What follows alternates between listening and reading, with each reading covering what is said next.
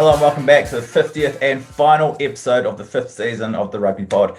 I'm Andy Rowan, Big Jim and Goody are with me as usual. We're going to take a look back at the Lions' crushing defeat in the third test against the Springboks, reflect on the tour as a whole, and look at what the future may hold for the Lions.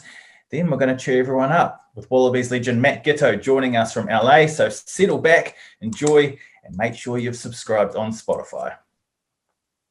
How's your week been, lads? It's the 50th episode of the 5th season, James. It's been a long old fucking season, hasn't it? Let's be honest. It does feel that way. But hey, how ironic that we finish on a Ravo's arm. Let's be honest. It was meant to be. Yeah. And what happens when you get to 50? If you concede 50, Jim, you don't go out. So if you get to 50 podcasts, we're allowed out. We're allowed out again, Jim. Let's go out and get absolutely humdingoed. In Scotland, you can stand up and drink now, whatever that means. Very nice. Genuinely. How ironic is all this? So we get to Ravo's arm, nightclubs are open. I don't know whether that... Can you dance? Can you... I mean, I'm an unbelievable... Yeah. I was an unbelievable dancer. I mean, I've aged significantly in lockdown. I probably can't dance anymore, but I think I can dance. It's all open. The Lions is finished. We'll get on to that. I need a break. I'm off my phone for 2 weeks. That's all I'm saying. I think. Maybe 2 hours, but I've said 2 weeks. So why are you going off Twitter? You're giving it a break. You're going off a lot. You're going off Twitter, Instagram, everything. I'm not too sure about Instagram. I might post pictures because Mate. I've got such a good life. Yeah, I just want to show people smokes and mirrors, Andrew. You know, just show them what it's not really like. But I'm definitely coming off Twitter for a bit, just because, Andrew, as you know, the more you tweet, the more you eat. I mean, the more you tweet, the more engagement you get, and you start building a following, you start building a brand, and it becomes a thing. And I don't want it to become a thing. I need, I need to look up. I need to take in my children growing up.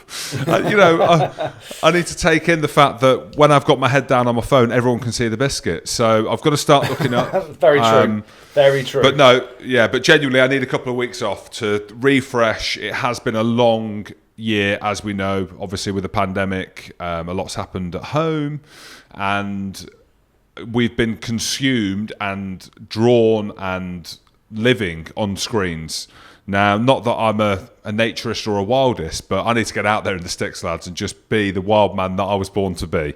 So, yes, I'm off Twitter for 2 weeks. Instagram, if I get some good photos of me looking shredded, making good coffee, doing some good steaks. Basically, if I look unbelievable and I think that I'm going to get a few likes and stuff like that, I'll put it on Instagram. So at Jim Hamilton4, follow me on Instagram if you don't already, and I'll put out the good life. But yes, a much needed break for me, Andrew. You good self? A lot's happened to you. You've had your ankle fused, gastric band, kidney stones. Pablo's not come back. He's still on furlough. Is he still on furlough? Have you fallen out about that or not? What's happened? No, he's back. Pablo's back. Pablo's back. Oh, is he?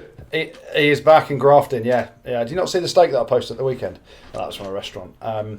So basically, Jim, you're coming off Twitter because you don't want conversations, but you're going to continue to lie to the masses and put on what everyone does on Instagram, just put on your best photos that aren't actually real life. So you make me feel bad now. You're going to be an actor. You're going to carry on being an actor, but not an actor with an opinion. Is that's we're what all saying, actors. Right? Andrew, we're all actors, mate. It's all a front. We are. So we're going to come back bigger. We're going to come back better. I was going to say stronger then. And I'll tell you what, though, quickly, because it is the end of the series, and you normally do the thank yous at the end. And Goody, we chat about it at the weekend.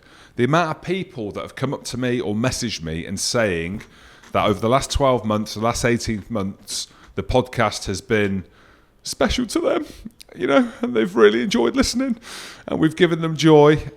Genuinely, hand on heart, that does a lot for me. So the people that have come up to me, the hundreds of thousands that have spoken to me, I appreciate that, because it has been a tough year, and the podcast has given not just me, Goody, Andy Rowe, producer Tim, a kind of 2 hour space to get away from the kids screaming and all the other dramas and all the news and all the news bulletins. But it does genuinely make you feel happy that you're giving people a little bit of insight into how good a rugby player I used to be. Wow, or just how much of a clown you are, James, and I am. Very as well. true. That. It has been great, and we do appreciate it. But what I want people to do, and I implore people on Wednesday lunchtime, just take a moment, have a minute's peace and thoughts and prayers just for me, because I'm back in for another operation on Wednesday. I've got to have the, what's happened? mate, the kidney stone. The kidney stone's got to be. It's got to be fully cleaned out. The stent's got to come out. The old consultant's got to go down the old boy, straight down the bell end, and up into the kidney. Take out the stint, and hopefully I'll be fully recovered for the next time we start season 6 of the Rugby Pod. But just take a moment on Wednesday to think about me lying there, prone, belly out, piece out, balls out, and my consultant is going to go down the willy and up into the kidney and take everything out, clean it out, and hopefully I'll be as good as new in about 6 weeks. Oh, I don't know what good as new means, but in terms of praying, I'm not a prayer, but I will pray that there's a picture taken of you on the operating table, spread eagle, and that it goes viral. And at that point, I will be back on social media, I will be back on Twitter, and I will be sharing, I will be liking, and I will be interacting with that. So I don't know why they call it a bell end. I've still not worked that out. But nonetheless, it might look like the end of a bell. We will find out on Wednesday if it comes out. So who's the surgeon? Dr. Yang? Dr. Chung. Dr. Chung. Dr. Chung. He actually looks like Mr. Chow from The Hangover as well. So, well, that's not a good thing. bloke, Me old cashew nut. That's not a good thing. So hopefully take some pictures. I'll be honest, I haven't seen his, but he's going to see me and do things to me that are very compromising. So I hope there's that sort of patient and doctor confidentiality between us. Right, well, let's talk about some rugby now then. Let's go to the Lions. They came so close, but ultimately came up a bit short, didn't they, guys? Nothing in it, Andrew. I mean, we both had South Africa down to win the game. Very impressed with how the Lions played. I mean, like Gatland said in his interview after, it was, well, the 2 test matches, the second and third, and the first one to a degree, could have went either way. There was nothing in it. 2 quality teams, bounce of a ball. Do you know what I mean? Cheslin Colby's one opportunity in 3 test matches, and what a wonderful try it was. And then, Andrew, the nemesis, you said that he'd come on. If he'd come on, the South Africa are in trouble. Comes on, you couldn't have scripted it for them, could you? He kicks a winning penalty and South Africa win, and that's it. That's all she wrote. Yeah, well, let's go back to Thursday evening when we were doing the Rugby Pass live show down at Farnham Rugby Club. And as I've said on Twitter, Jim, and Instagram, after 15 pints, we've all said silly things. And there's a bit of history behind it, because I'd gone there in a green polo shirt thinking the Springboks are going to win, and I've got to sit here all night and talk about how great the Springboks are. And then you sit next to Adam Jones, and sitting opposite and next to Adam Jones, he makes me feel $1 million, because you look like a skeleton compared to him. I ain't ever getting that bad. But then he starts talking about the Springboks and the Lions games, and he calls Mal Herber fat, and I'm sort of looking at him going, Adam, you've just called another man fat is basically just something that should never be said. And he started to convince me that the Lions are going to win. And then I had 5 pints, and then 6 pints, and then 7. By 15 pints, I'm like, Mornay Stain there's no chance he should be playing. And if he comes on, the Lions are definitely winning. So I just thought I'd say it. And there's a big cheer from the crowd. Everyone agreed. Jim, you agreed as well. Did I? I think I did. It was very kind of Rugby Pass to put the video together and edit it very cleverly to make me look like a right mug. But I owned it. Yeah, I did say that. I did say it. And if you look at what his impacts on the game, if he ever touches the ball in hand, it ain't the best. My goodness, mate. But he's getting folded like a penknife, isn't he? Let's be honest. He does not want contact. If you have a look about how he played against the Lions for Springboks A and what happened in the in-goal area, there was reason behind what I said. But Andrew, he won them the game. He won them the series. But what I'll say is never question his kicking. And, Maro Itoje gives the penalty away in pulling down the maul that he slots a worldie of a penalty from near the right-hand touchline from about 40 out. And then Courtney Laws gives a penalty away for not rolling away, which, again, I thought was harsh. But it was very harsh. The problem is he said tackle or roll away, and then he pinged him. But 2 of our better players gave 2 crucial penalties away. But it was a game of missed opportunities. So you mentioned Cheslin Colby's opportunity that he took. Same stretch of turf, Liam Williams, me old 2v1. How about give it to Josh Adams, the top try scorer on tour? Oh no, the old Jim Hamilton pump and go, hold on.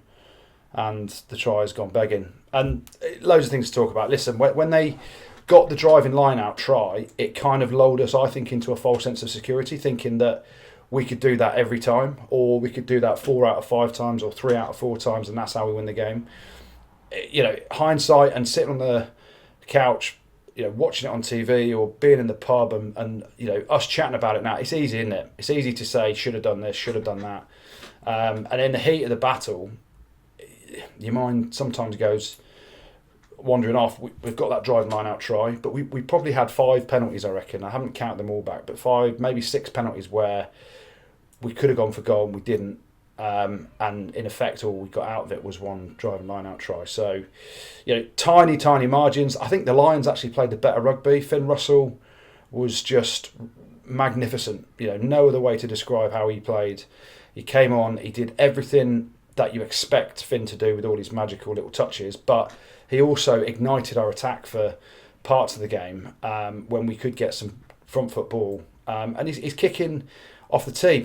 Jim, I think you questioned his kicking off the tee a few weeks back on the podcast. Did I? He's slotting it with it. You did, yeah, you did. I think you said I've got to go Owen Farrell because Finn Russell can't kick. I think that might have been what you said. I don't think I said that. Well, if I did, I'm sorry. He was slotting every kick as well. So it wasn't. I'd get going for the corner when your goal kicker's someone like myself who was 1 in 4 or something like that, or maybe South Africa had a reason to go for the corner because until Mornay Steyn came on, Andre Pollard was struggling to kick goals, wasn't he? So, the fact that Finn had slotted everything, he slotted the touchline conversion as well. He didn't smile. Foremost, he had the bit between his teeth for the first time ever. He smiled a bit. But he didn't dance. Normally, he gives it that kind of little kind of jiggle, but he didn't. Yeah, but then first and foremost, people talk about pride and everything. It's been a horrific tour for how they've had to live their lives and the pressure and strains they've been under. So a massive pat on the back to everyone from the players, the coaching staff, all the support staff that have put the tour together and lived that way. It must have been horrific at times. And I don't say that lightly because, if you think back to how hard, and this is what I implore people to do, think back to how hard the very first lockdown was for those first sort of 4 or 5 weeks when everyone was like, geez, I want to get out, I want to do stuff, and we couldn't, right? That's how they've been living their lives. In South Africa, away from their families, just stuck in a hotel, and towards the end of it, you can go and walk around a golf course. Huge pride and pats on the back for everyone that have got it there, but there will be frustrations. Listen, we're here to dissect the game with an open cloth and a dirty Jim's cloth as well that's been... It's filthy at the minute. It's 50 weeks old. Mate, it's been wiped through the front. I've used it a bit behind the back as well, and it's gone through the stent. Nice. It's gone through the stent as well that fell out on Thursday night. So we have to talk about parts of the game, and there were some big missed opportunities for me. Liam Williams is the obvious glaring main chance on and ironic it's the same stretch of pitch that Cheslin Colby skins him on when he makes the break, and it's a 14-point swing from Liam Williams, and I'm not singling him out as a reason, but we're here to dissect the game, and unfortunately 2 big errors by him have cost the Lions. Jim, how did you feel when Finn Russell came on? Because he obviously changed the game around a little bit. As a Scotsman, you must have been pretty pumped to see what he could do out there. Well, firstly, I thought Greenwood's comments were ridiculous. We're either going to win by 20 or lose by 20. Well, we're never going to win by 20, are we? Let's be honest. It's South Africa, the world champions. But I kind of get what he's saying. It's kind of like, and we said it before, didn't we? Like, he's going to come on and do something unbelievable, or he's got what other people think. I don't think he's got it in him to throw a loop pass and get intercepted. I think Finn Russell's one of the best 10s in the world. I've said it on here before. We've had him on here before. It's easy to show bias towards your fellow countrymen. But he is. Look what he's done at Racing. Look what he's done for Scotland.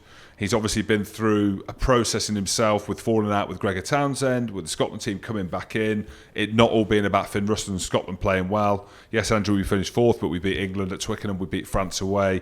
We're thinking there's relax, an opportunity. Mate, I didn't say anything. I know, but I know what you're thinking. Anything. I know, I'm so defensive. Whoa. 50 weeks of pain. 50 weeks of pain. Son? I know, I'm bringing it back. Let's stay positive. So anyway, Finn goes on tour. We're thinking he's got an opportunity to start. As the tour is coming to the point of start, Dan Biggar's playing unbelievably well for Northampton. Wales win the Six Nations. Finn gets injured, right? This is where it gets to in terms of people saying if Finn started the 3 tests, well, he couldn't have done because he was injured. He tore his Achilles. I thought Owen might have started the 3rd test. Marcus Smith maybe on the bench. But when Dan Biggar went off, I knew that Finn. I was thinking this. I mean, I had 5 or 6 pints of a cookie, but I remember when I was at the pub thinking, I wonder if Finn Russell's looked in the mirror and wrote something down on paper saying, "This is the biggest moment of my life. I can be an absolute legend if I come on and play," and write something down. You know, almost like the black book that Dan Carter had. And I had this vision that that's something he might have done. And obviously, he did come on and play unbelievably well, but they didn't win. But he was wicked when they came. For whatever reason, I don't know how tens work, Andrew. You know what I mean? In terms of like finding the ball early, the fact that he's got the ability, he's comfortable to throw it into the wider channels. They look very good. But obviously, ultimately, it wasn't enough. But from a personal standpoint, he's got the plaudits after. Everyone's talking about him. I know it doesn't matter because South Africa has lost the series, but I think there was an element of Finn Russell being called the Maverick. I don't think Scotland have had the accolades they arguably deserve with some of their players. But Finn Russell, mate, he's one of the highest paid players in the world for a reason. Yeah. And I think the 60 minutes we saw him at the weekend or whatever it was shows you why. So 4 years' time, himself, Marcus Smith have got a real opportunity, but there's obviously a long way to go. But from a Scottish perspective, I was well happy for Finn, and he was going to come on, but he said he's in transit to Jersey or something. He doesn't know whether he needs to isolate there for 10 days. Either way, he's happy because he's allowed to drink now because it's the off season. I think. I don't want to quote him, but that's what I'm thinking he's thinking. And that's the big thing with him, really. Like some people say, "Oh, is the coming of Finn Russell, a coming of age kind of thing," and other people were saying, "Well, he just proved the doubters wrong." Other people were saying, "Well, people that know him, that's how he plays, right? He plays at the line with a tempo, and you know he excites the players around him. He gets the other attackers run into holes, run at space, as opposed to let's just have one out rugby." So he's got an energy about him when his team's got the ball, whether it's Scotland, whether it's Racing, whether it's the British and Irish Lions, and he was phenomenal. So yeah, dead pleased for him. And it's ironic, isn't it? That was actually the British and Irish Lions' best attacking performance of all the 3 Test series. Sorry, of all the 3 Test matches, but it was the lowest ball in play time. So if we could have increased the tempo a bit more at times, then we looked the better team, didn't we? But ultimately, when you sit there and I always try and be objective when we're analysing stuff. Like I was desperate for the Lions to win. I was gutted. I actually, I was frustrated with the penalty at the end that we don't even see a replay on it from Sky Sports because of the broadcaster in South Africa. And but you've got to be objective. We looked the better team. We played probably the better rugby for people watching it. Finn was a huge part of that.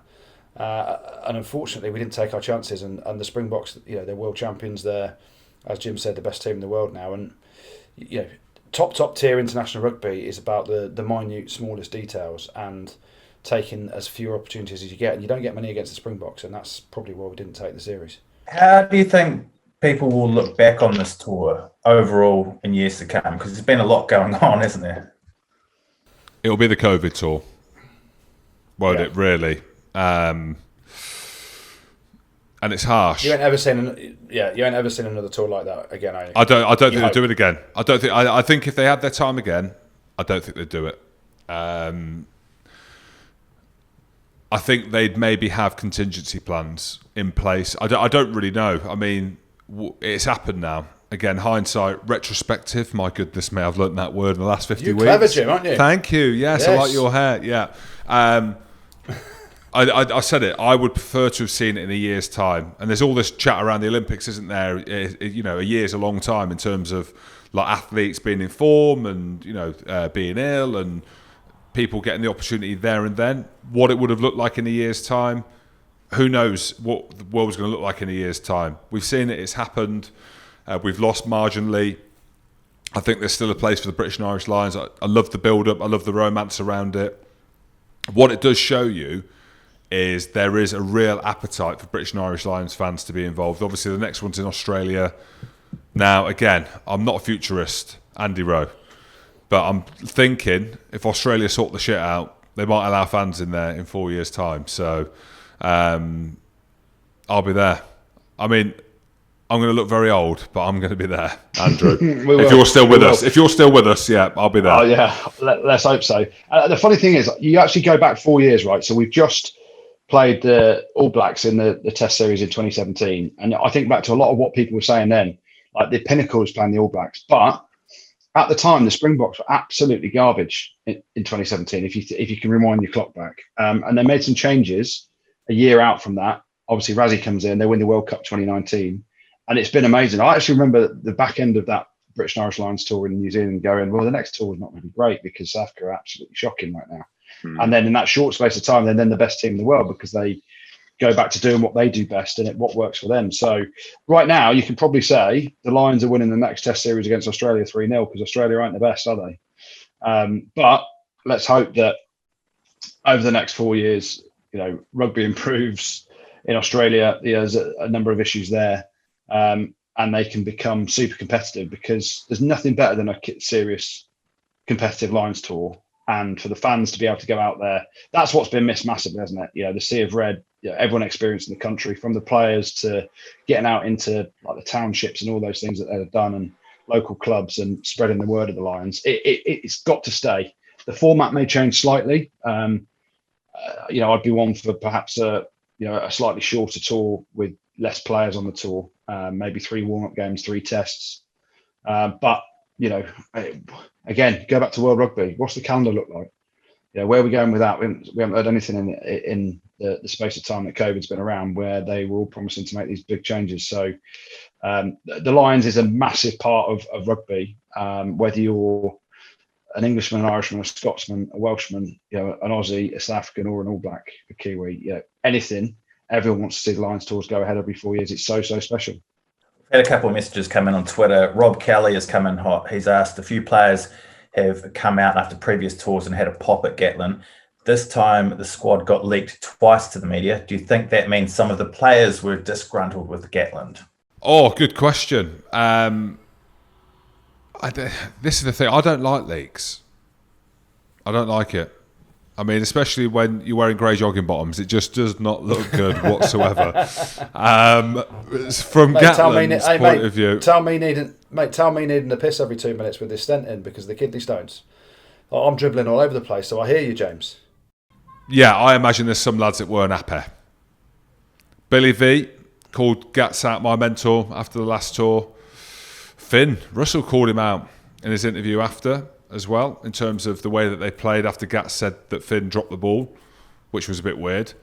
High stress, high drama. There's loads of people involved, isn't there? In terms of the media. Me and Goody have got inside knowledge because we know some of the players and we know agents and family members and these things. So you're always going to get unhappy campers, aren't you? Who do you think it was, Andrew? who did it? Leak. Do you think an agent? Do you think a player's told an agent? Do you know what I think, actually? I'm hoping it's quite innocent that's led to someone else leaking it. So it could be a player who's been picked and gone, oh my God, this is unbelievable. I'm going to tell someone this is the team, blah, blah, blah. Because the first thing you do, I remember when I first got picked for England, you phone your mum and dad up straight away. And then they've got people to tell, haven't they? And it kind of spreads a little bit. So it could be, it could have gone to an agent, it could have been anything. Do you think Gatland will still be the Lions coach in 2025? Absolutely not. Strong, James. Well, I think by his own choice that he's moved back to New Zealand. He's had 3 goes at it. I mean, what's he done? He's beaten, obviously, Australia. Drew against New Zealand in an unbelievable tour and lost against South Africa. He'll go down as one of the greatest British and Irish Lions coaches. It's not easy to do, to bring 4 nations together. The amount of people that you hear talk about it, they shouldn't win, really. You're playing generally the 3 top teams in the world, or how it has been in recent years, and he's done a fantastic job. 2013, he made a couple of bad calls in the lead up to it, but apart from that, he's been fantastic. But the big question will be in the lead up now. There's obviously a lot of stuff to happen about who's going to put their name forward. Scott Robertson, I saw his name being bandied about. I'd love to see that. He's obviously my favourite coach. There could be an argument to bring a British and Irish Lions coach in, and Andy Farrell, something we spoke about on the live show on Thursday. But I think this is the end of the unbelievable road for Warren Gatland. There's a part of me that hope it doesn't. We've seen with Geach and Telfer, they can do it at 105 years old and still deliver. So, with Gats, he could potentially do the same. But the fact that he's moved back to New Zealand, Goody, I don't know what you think. Do you think he's priming himself for the All Blacks role? Well, it's going to come down to a heads up between him and Scotty Robertson, isn't it? So, obviously, Not Ian both? Foster's the coach now. Not both? But yeah, possibly. Who knows? But then, do they both want to be the chief? Because you can't have two big chiefs, can you? And I reckon they've given it to Robertson for the next. They've signed him past the next World Cup. You reckon? But not guaranteeing the All Blacks job. So Foster wins the World Cup in 2023. You're going to go, mate, move aside. We've got Scott Robertson now. You ain't, are you? You know, if you win a World Cup, you get to keep your job, I'm pretty sure. But Gats wants to be. I don't think he's hidden the fact that part of his driver at some point is to be the All Blacks coach. I mean, listen, he'll go down in the history as one of the greatest, if not the greatest, Lions coach there's been. He looks like he needs a rest. The stress and strains. I've been there. You comfort eat. Gats has definitely been comfort eating and avoiding the gym. But he's the best to have done it over the last however many years we're talking about on Lions tours. So he's going to be in the picture. But you think back to 4 years ago and everyone's like, oh, who's it going to be? Some people are saying Eddie Jones. I'm like, all right, lads. What? How's Eddie getting on now? And I remember Billy Villapola came out and said, oh, if Eddie had been coach, we'd have won that 3-0. Well, Billy, what are you going to say now? You're going to say the same thing about Eddie? Well, you can't. Because look where Eddie's taking England at the minute. So it's all about timing. Do I think they'd go for Scott Robertson if he's still out coaching in New Zealand? No chance. But is he the sort of guy that if he took a job over here, which who knows, he may take the England job in a couple of years? You just don't know. So they normally make the decision 2 years out, though, don't they? So it's not long. For me, I'd go, if you are going someone now that's in the mix, I'd go Big Faz. Big Faz would be the guy to carry it on, I reckon. Gatland's been talking about the amount of preparation time again, and the conversation around the Lions' place in the modern game always comes up. So what do you make of that? Well, I kind of spoke about it earlier. I think the Lions absolutely has a place in the game. I think they need to re-look at the way that the calendar sits. So there was obviously all the stuff with the PRL and the release of the Premiership players ahead of the Japan warm-up game, obviously in a very different time, circumstances when things were being moved around. I love the Lions. I've spoken about it before. 1997 is what got me into rugby. 2013 is what almost made me turn my back on rugby. And then 2017, when me and Goody went there as fans, fell in love with the game straight after retiring. And then the build-up and the romance around this. So definitely has a place. You want to see them get the full opportunity. This year, I know there's talk about the preparation, and Gatland's made some comments. They had a better preparation than the poor Springboks, let's be honest. Yeah. Mate, they've been together 8 weeks, so... Exactly. And I get every coach wants more time with their players, don't they? They always want more, and I get that. But 8 weeks is a hell of a long time to be in a camp together. So there is the tipping point of going stale by the end of it, which is when you need to be absolutely flying for the Test series. So... you think back to the long Six Nations games. You think back to the long Six Nations camps that you have, and you can't even imagine how hard a Lions tour is, especially how they've had to live it. So, 8 weeks is plenty of time, Gats. Well, we're going to have a bit of a break from the Lions now and cheer ourselves up a bit by having a chat with a man who's absolutely loving life at the moment and is probably just about finished celebrating after last weekend. Australian legend and now MLR winner Matt Giteau joins us. How are you, mate? Yeah, I'm good. I'm better now. Seriously, honestly, how are you really? I was a little Come fragile on, there be for honest. a couple of days. More importantly, forget the Lions. Let's talk about some serious business. How was Vegas? How was it? It was everything we expected. It was good. I think that was a fair driving force for me to play well. You play well, you get to Vegas. So, yeah, we enjoyed ourselves. Well, Gitz, you said it was one of your best things ever to win the MLR. The best things, the best feelings ever. Like, did you mean that? Were you caught up in the emotion? And I say that with the greatest respect because of the career that you've had. Or was it because you knew you were getting to Vegas if you won it and you obviously had that in your sights? But, I mean, where did it ramp? Because you obviously, you've done a lot in the game and it was a big statement to make after the game. I watched your after interview when you were chatting after you got man of the match. Yeah, no, I definitely meant it. I think even throughout the week before the game, a lot of the players saying, like, how does this rank compared to European? And for me, it's exactly the same. I mean, the crowds aren't the same. You don't have the same kind of TV coverage. But for me, when you really care about a group, you kind of want the right result. So for me, I really care about the players we've got, what they've created here with the Giltini. So, yeah, it did mean a lot to me to win and get the reward for all the effort that we've put in. I mean, that sounds all nice and lovely, but all I want to hear about is Vegas. Which hotel's got your voice? Because you've left it somewhere, haven't you? I left it at the Win somewhere. It was at the Win. Good times. Is it what goes on tour stays on tour, or is there much to say? Oh, mate, you know the rules. It definitely stays. Yeah. There. I think Vegas. Jim was... Vegas takes a part of your soul. So for me, it was good. We enjoyed ourselves, but I'm glad it's over. I'm loving it, Giz. I'm loving how quiet you're not absolutely giving us nothing, which I'd be the same, mate. Let's be honest. I would not be putting anything on record. Let's chat a little bit about the last year or so, and I suppose the interest of the MLR. I watch it obviously through Rugby Pass links, and a lot of people are going there. A lot of players are going there. There's a load of excitement. I think the big thing is, Gitch, you can maybe give us a rundown and give us the kind of lowdown of what the standard's like. I watched Ben Foden getting absolutely blitzed by some big 45-year-old Samoan centres when he was at New York, and he was on about 30 grand a year, which he said was one of the highest paid salaries in the New York team. Give us a lowdown, Gitz, on why players choose to go there, the vulgarities of, are the salaries high? What is the draw there, and what the standard is? Why are so many people getting into it? I think we all want the MLR to take off, but whether or not it happens or not. But just give us an insight. Yeah, I think the one thing that will probably hold back this league would be the salaries. So there's a salary cap.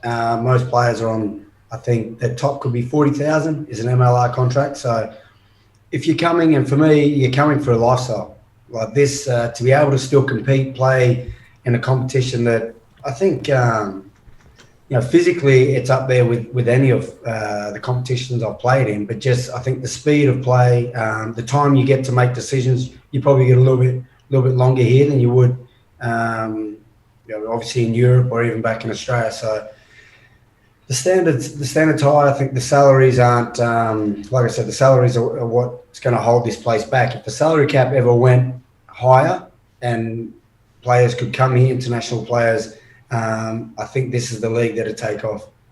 So for me, the draw card though is just your lifestyle. Like I'm 38, about to turn 39. Being able to live here with my kids. We're 30 meters from the beach. The weather all around is good. You play rugby and you commit yourself to the team. But as soon as you're away from it, and this was the beauty of when I was in Toulon. When you're away from rugby, you're away from it. You can just enjoy yourself, relax, have a beer, have a drink, do whatever you wanted to do midweek, knowing that as long as your performance is okay, you can live a really good life. I mean, what a trip though, really. And what's the plans now? Because obviously Australia is in a bit of a horrific lockdown. Can you get back, or are you saying, hey, listen, I'm staying in LA for a while? No, they cancelled a lot of flights to go back. American Airlines did, back to Australia. But when you first sign up to come here, you've got to put a return date. And for us, it's the 15th. So that's in a week now. So we'll go back. That 2-week hotel quarantine, I reckon that'll be the toughest stretch of my life. That'll be harder than any pre-season, anything I've done with the kids. And then they're back to school in Australia. So that was always the plan. We're sticking to that. And then if I come back, I'm not too sure. I think now that dust settled, it's probably something that I'd like to do. But with everything that's going on in the world, I don't know if it's actually realistic, if I can do it. I think the government's introduced something in Australia where if you sign or you take a job overseas after the 1st of August, they're not guaranteeing that you can come back into the country until everything's resolved. So I don't know. Yeah, it's all a bit mental because, I was again watching your interview after the game, but also knowing that we are similar ages, even though I look about 62 and you still look about 25.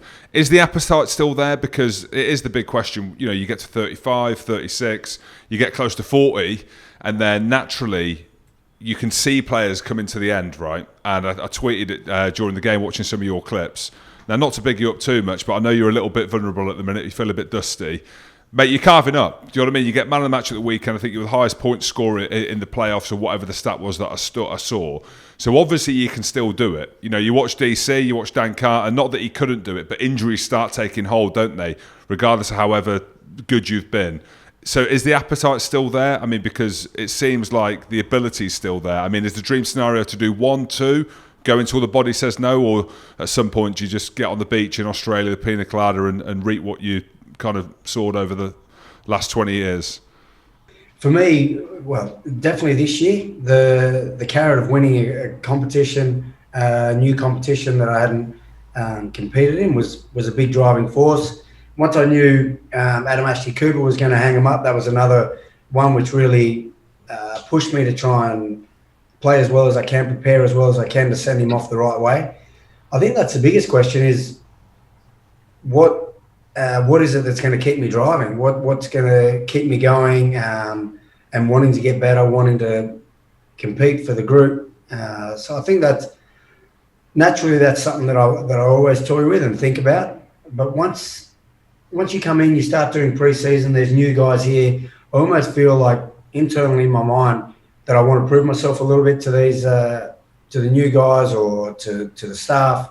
I still love competing, so when the games happen, that's kind of the easy part. I think the hard part for me is like your Monday, Tuesday training again, contact sessions at training when you're just doing contact for contact.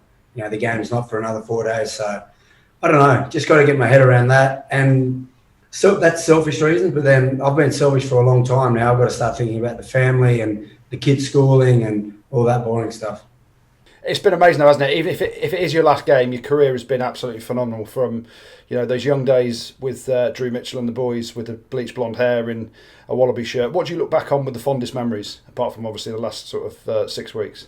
I don't know. I haven't really had much time to reflect. I'm not really a big one to reflect on things. What would I be? I think most proud of, I suppose, just most places that I've gone, I'm still in contact with a lot of the guys, a lot of the players. So I've created some great, friendships and memories. I think when you do that, for those guys to want to stay in contact with you, you've obviously put in on and off the field, you're showing them that you care. So I don't know, that'd be the biggest thing, just the friendships I've made. I've been very fortunate to go into some pretty special teams as well. Whether you play on for another year, are you the sort of guy that wants to get into coaching? I know you've been a student of the game and you still are, like just listening to you speak now, that the effort and the work that you put in. And as a 10, 12, game player, it's natural to think that, hey, you'd be an unbelievable coach and a rugby brain. Is that something you want to look at as well, post-finishing? No, okay. I don't think so. I think the part that I hated, well, not that I hate, but what I dislike most is the review process, individual analysis, looking at all that stuff from a playing point of view, just to prepare the best I can. So you obviously do your notes, look at the way teams attack, where they could be vulnerable, etc. But you then get the fun part to go out and implement that. If I'm a coach, you're not doing that. You just set that game plan and then your hands off. You don't actually get the fun part to compete. So I think for me, coaching is definitely off. Whether it's around specialist areas, I don't know, like that type of stuff. I'd still love to be involved in rugby, but I just don't think a full-time coaching role, it just wouldn't suit me. And I just know potentially I might not love the sport that's given me so much. So I'd love to just have fond memories of it rather than hating it at some point. Well, while we're on opinions, from one go out to another, who is the best Gits that you've played against? I know I've touched you once. I think you might have touched me once as well. But when you look back at it, and look, I know it's a headline question, and I know that you are quite fragile at the minute, but it'd be good to get your gauge, because genuinely, I say this, and without trying to be a fanboy, you were one of the greatest players to have played, like you are, whether or not you want to sit there and you need the kind of love that I'm giving you now virtually. You probably do. You're probably absorbing it. But, mate, you've played across the world. Like, is there anyone that stands out where you're like, right, okay, Jim Hamilton's up there in the top three, but these guys are like the very best of the modern age. I mean, even now when you watch people are talking about Marcus Smith in England. He was obviously on the Lions tour. Finn Russell, like these guys coming through. I mean, is there anyone? Give us someone. Yeah, I mean, I haven't had the opportunity of playing against any of those guys, but I enjoy even Finn Russell when he came on. I just enjoy watching him play with a lot of freedom. I think, especially in a test match like that, it was so tight. Everyone was just kicking, playing field position. Obviously, the ball's slippery. You're going to do what you can to win. So it was a real game of chess. But he will come on, put a crossfield kick, likes to play no-look little cut pass there, where I think if they'd drawn the Could have been Pollard there. Could have been another try for the Lions early in that. I don't know if that was second half. Could have been first half. Anyway, so I just enjoy him coming on, playing with freedom when easily you could tighten up in a situation like that. So any players that play like that, it gives me a lot of joy watching it. As far as best I've played against, it's really hard to narrow it down. I suppose because I played him in every single domestic league that I went to, Dan Carter would probably be one that continually tested me for 80 minutes, because you've always got to, even when you're in front, you've still got to find a way to finish the game off. He's just a player that never quit and always, I think, mentally required a fair bit from me to stay in the game for 80 minutes. I thought I was going to get a mention as well there, Gits, because obviously we played against each other a couple of times. But what I will say is you're feeling down. You're struggling after Vegas, and what people do is they get home, they put comfy clothes on. You can always make yourself feel better by putting on my Wasps jersey that I gave you that was about 5 times too big, that we swapped after that. That's already framed up. I've got that. I thought it'll have to be a big wall it'll have to be a big wall to sit it on there. So last thing from me then, did you tell the missus it was just a quiet weekend in Vegas, or did she understand that it was full noise? Because it's one of those lads trips, you come back and she's like, how was it? I was like, oh, it's quiet, just a quiet one really. But I think your missus is pretty experienced in understanding what it's like, right? Oh no, she knows. Yeah, she knows what happened. I think the fact I came home, couldn't speak to the kids for about, I don't know, 24 hours, I think was a clear indicator that I'd had a fair crack. She was fine. Good. That's what she says. Mate, the kids were handed over. Gits, before you go, let's just chat about your wine. Me and Andrew love wine, but yourself, is it obviously Drew Mitchell, Adam Ashley Cooper? Have you got a wine that's out already? Can we buy it in the UK? Will it ever be able to get over here when things open back up? Yeah, I think obviously with the climate at the moment, it's pretty tough. So we're just selling in Australia at the moment. Backline Wines, that's the name. Yes. Bit cheesy, but it's doing well. It's just, as I said, a bit of an interest outside of rugby, but with the current climate, it's just in Australia. So if you can get over there, I promise you, I'll give you a nice rate. Very nice, very nice. And last thing on Drew then, obviously great friend of yours, you've seen, and obviously he's fallen madly in love over the last 6-9 months. Is that because you've been away as well and he's needed someone else to hold his hand, or I bet you're delighted for him, aren't you? Yeah, I've definitely contributed there. It's good to see. He's happy. He calls me less, except when we're in Vegas. Every day, I reckon, every couple of hours, he's like, "What's going on? What's happening?" Doing the virtual tour of the trip. So, he's in love. It's great, but he definitely missed. He missed us when we were in Vegas. He even told us, he said, "I'm a little jealous." Yeah. Nice, Gits. Well, rest up, Gits. Tomorrow's going to be a better day, and the day after, and the day after. Okay. I promise. Matt Giteau, thank you very much for coming on the show, mate. Best of luck with the recovery, and hopefully we'll see you on the field again next season. Right, let's finish things off with the good, the bad, and the ugly. Yeah, the good. Let's start off with the good. We'll start off with a bit of a weird one. Australian rugby. They're going to get a mention in the good this week, Jim. Why? What's happened? Petros Super C, my mate? Not for the ruggers. Not for the ruggers. Well, it's part of having a bum bag. The sponsor, Cadbury's sponsor, Australian rugby. I would be their ideal player to be sponsored by Cadbury's. Unbelievable sponsor. Just free chocolate 24/7. No, you're the warning sign. So when you open up the cigarettes, it says, "Please do not smoke." You're going to open the Cadbury's wrapper, and there'll be a picture of you and just says, "Warning, do not eat." There we go. You're probably right, Jim. But they get a mention in the good this week. We're going to stay down in the Southern Hemisphere. Big tip of the slipper to Sky Sports for getting the Rugby Championship on our screens. Massive news for rugby fans over the next few weeks to be able to watch that. Absolutely love it as a contest. We'll stay in New Zealand, Mr. Andy Rowe, your favourite place in the world, your home country. And we're going to go, Rieko Ioane gets a mention in the good this week. Have you watched him do the haka? And if you haven't, I implore you to watch him, as he looks ridiculously scary. He puts absolutely everything into it. The tongue's literally on the floor. He looks hard as fuck. He's probably given it big beans with his eyes and everything. I love watching Rieko Ioane do the haka. So he's going to get a mention in the good this week. Is he hard, Jim? You wouldn't flinch, would you? Yeah, I remember looking at Ali Williams when we did the haka, I've said before, and I'm looking at him with John Barkley stood next to me. And then I've got to my point where I'm like, we're beating the All Blacks. I've convinced myself we're about to beat them. Ali Williams has got his tongue out. I think I've even put my tongue out. I look over to John Barkley next to me. I said, John, as your vice captain, we're going to fucking do this. Barkley looks at me and says, Jim, we're fucked.